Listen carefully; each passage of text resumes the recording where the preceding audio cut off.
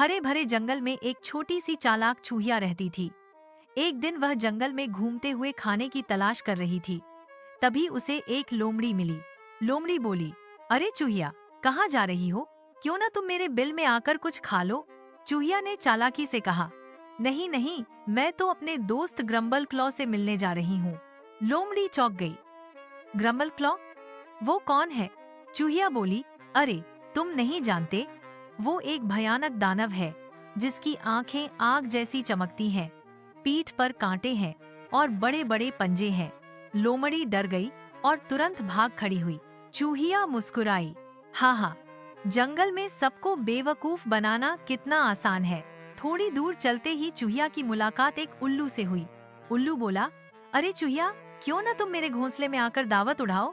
चूहिया बोली, नहीं धन्यवाद, मैं तो अपने दोस्त ग्रम्बल क्लॉ से मिलने जा रही हूँ। उल्लू चौंक कर बोला, ग्रम्बल क्लॉ? वो कौन है? चूहिया बोली, उसके पंजे बहुत तेज हैं, दांत नुकीले हैं और उसका डरावना स्वर सुनकर सब कांपते हैं। उल्लू भी डर के मारे उड़ गया। थोड़ा और आगे बढ़ी तो चूहिया को एक सांप मिला। सांप बोला, चूहिया, मेरी गुफा में चलो, हम साथ में कुछ खाएंगे। चूहिया ने हंसते हुए कहा, मुझे समय नहीं है, मैं तो अपने दोस्त ग्रम्बल क्लॉ से मिलने जा रही हूँ। सांप फुफकारते हुए बोला, ग्रम्बल क्लॉ? वो कैसा है? चूहिया बोली, उसकी भूरी खाल है, नुकीले दांत हैं और वो सबको निगल जाता है। सांप ने यह सुना और भाग खड़ा हुआ। अब चूहिया अपने मन में हंस रही थी, सब बेवकूफ बन गए, लेकिन असल में कोई ग्रम्बल क्लॉ है ही नहीं। लेकिन तभी अचानक झाड़ियों के पीछे से एक सचमुच का दानव बाहर आया। उसकी आंखें आग जैसी चमक रही थीं, पीठ पर कांटे थे, बड़े बड़े पंजे और दांत थे, बिल्कुल वैसे ही जैसा चूहिया ने सबको बताया था। वो सचमुच था ग्रम्बल क्लॉ। ग्रम्बल क्लॉ बोला, तो तुम हो चूहिया?